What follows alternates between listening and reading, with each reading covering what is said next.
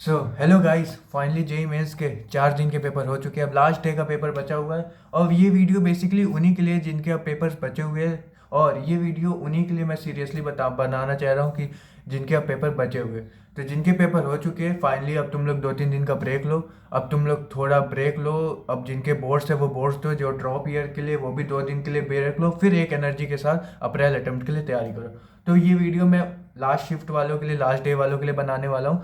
तो इस वीडियो में बेसिकली मैं ये बताऊंगा कि तुमने अब तक पेपर देख लिया होगा, अब तक पेपर कैसे आए, तुमको सब थोड़ा बहुत एनालिसिस हो गया होगा, ये समझ में आ गया होगा कि इस बार के जो पेपर हो रहे हैं पिछले साल के कंपैरिजन में कुछ डिफरेंट आए हैं। क्योंकि अब तक जो पेपर आते थे physics, chemistry, maths, maths generally तुमको टफ देखने को मिलती थी, लेंदी देखने को मिलती थी, कैलकुलेटिव देखने को मिलती थी। और एज तुम्हारी फिजिक्स और केमिस्ट्री जो होती थी वो तुम्हारी ईजियर साइड रहती थी, फॉर्मूला बेस्ड रहती थी, जनरली बहुत ज़्यादा हाई कैलकुलेटिव वाला पोर्शन नहीं दिखता था, बहुत टफनेस नहीं दिखती थी। पर यार इस बार इन्होंने फिजिक्स केमिस्ट्री के साथ खेला हुआ है। जैसे फिजिक्स में तुमको कुछ कुछ मिक्सिंग कॉन्सेप्ट में क्वेश्चन दिखे, कुछ कैलकुलेशंस अच्छी दिख गई हैं।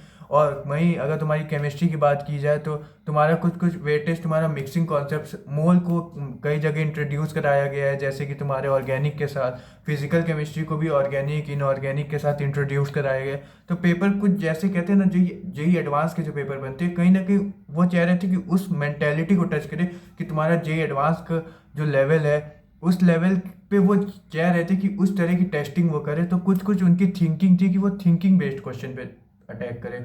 तो उनका बेसिकली मोटो यही था कि हम तुम्हें अब फॉर्मूला बेस्ड से उतना नहीं रखना चाहते, हम तुमको चाहते हैं कि तुम कितना सोच सकते हो। तो पेपर जनरली जो जेई मेंस 26 के देखने को मिले वो तुम्हारे कुछ इस तरह के पेपर थे।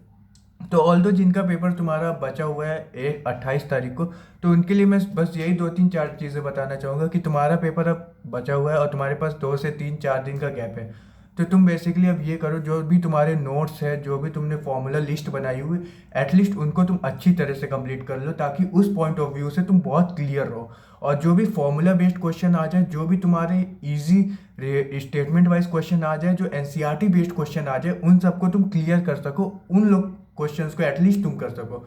और जो भी तुम्हारा इस तरह के क्वेश्चन हो, बहुत कैलकुलेटिव हो, बहुत कंफ्यूजन क्रिएट करने वाले क्वेश्चन हो, उनको तुम लीव करने की एबिलिटी ज़्यादा एग्जाम में पॉइंट ऑफ व्यू से ध्यान रखना। और तुमको ये भी चीज़ें देखनी है कि जो भी तुम्हारा पेपर हो रहा है इसमें अब सेलेक्टिव होना है थोड़ा। अगर पेपर थोड़ा टफनेस है, कैलकुलेटिव है, तो तुमको एक्यूरेसी पे ज़्यादा फोकस करना है, ना कि तुमको ज़्यादा से ज़्यादा तुमको क्वेश्चन करने पे फोकस करना है। तो बेसिकली तुमको अपने कैलकुलेशन और अपने सेलेक्टिव पॉइंट ऑफ व्यू से तुमको जाना है। क्वेश्चन थोड़े कम रखो पर एक्यूरेसी मेंटेन रखो, क्योंकि जो जेई मेंस करना चाह रहा है वो अब तुम्हारे साथ ये है कि तुमको अब सिलेक्शन की गेम खेलनी है। और तुम 4 दिन में कोई जादू तो नहीं कर पाओगे, तो जादू नहीं कर पाओगे, लेकिन तुम ये चीज़ें कर सकते हो 2-3-4 दिन में जो तुमको एग्जाम में एक एक्स्ट्रा एज दे सकती है। हो सकता है तुम्हारी पेपर अगर किस्मत खराब हुई या किस्मत अच्छी भी हुई, ऑल्दो मैं चाहूँगा तुम्हारी किस्मत अच्छी रहे, तुम्हारे शिफ्ट में पेपर थोड़ा सा इजी चला जाए या जैसा भी है तुम्हारे अकॉर्डिंग पेपर जाए, तुम्हारी तैयारी के अकॉर्डिंग। पर अगर किस्मत तुम्हारी खराब हुई बाई चांस, या पेपर ऐसा कुछ हुआ, तो तुम उस पेपर को डील कर लो। तो बेसिकली 4 पॉइंट में मैं बताना चाहूँगा कि देखो, तुमको पेपर में सेलेक्टिव हो जाना है। तुमको पेपर में उसके बाद ध्यान रखना है कि फॉर्मूला बेस्ड क्वेश्चन को हमको कंप्लीट कर लेना है, ताकि इन क्वेश्चन को हम ना छोड़े, और एनसीईआरटी बेस्ड क्वेश्चंस को तुमको कंप्लीट कर। और वहीं लास्ट और चौथी बात कि अपना कॉन्फिडेंस तगड़ा रखो भाई, कि पेपर कैसा भी हो हम कर सकते हैं। कॉन्फिडेंस लेवल एक अच्छे लेवल पे रखोगे ना जाके, तो तुमको पेपर में देखने को मिले। तो यार यही 2-4 चीज़ें मैं बताना चाह रहा था कि देखो, जेई मेंस का आखिरी दिन का पेपर बचा है, जिनका भी लास्ट है पेशेंटली रहो, कोई ज़रूरत नहीं है जो 4 दिन की टेंशन देखिए। हो सकता है पेपर तुम्हारे लिए एक कंफर्टेबल जोन में आ जाए, तो तुम्हारे लिए उतना प्रॉब्लम ना क्रिएट करे।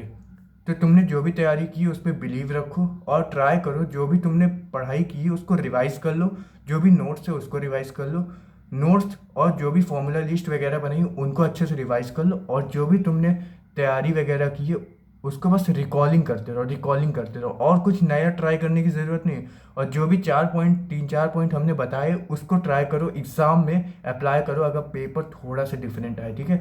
ऑल दो पॉसिबिलिटी ये भी है कि हो सकता है पेपर टफ आए, ये मैं डराने के लिए नहीं कह रहा हूँ, हो सकता है, क्योंकि 4 दिन का गैप है। जो मैं सोच रहा हूँ, जो मेरी थिंकिंग, उस हिसाब से ये पॉसिबल है। तो तुमको ये बता रहा हूँ कि तुम ये 3-4 चीज़ें जो मैंने बताई उनको ट्राई करो, तुम्हारा पेपर बेस्ट होगा। तुम्हारी तैयारी है, तुमने मेहनत की है, ऑल्दो तुम अपना बेस्ट एफर्ट डालना। कोई ज़रूरत नहीं है कि तुम फालतू एक्सपेरिमेंट्स करो अभी, कोई उसकी रिक्वायरमेंट नहीं, पर ट्राई करना अपना बेस्ट देने का। जो भी तुमने जितने दिन की इतने सालों की मेहनत की है, हो सकता हो किसी की 2 साल की हो, किसी की 3 साल, वो सब डालना यार, बिना सोचे फाइट करना पेपर में। अगर टफ हो तो भी, इजी हो तो भी तुम अपना बेस्ट देना। और किसी को ये मत सोचना कि यार नहीं पेपर टफ है तो नहीं कर, बस अपना बेस्ट देना। तो यही मैं इसी पॉइंट के साथ तुम्हारी ये वीडियो फिनिश करता हूँ, और जिनका भी उस दिन पेपर है उनके लिए बेस्ट ऑफ लक, अपना बेस्ट दे के आना।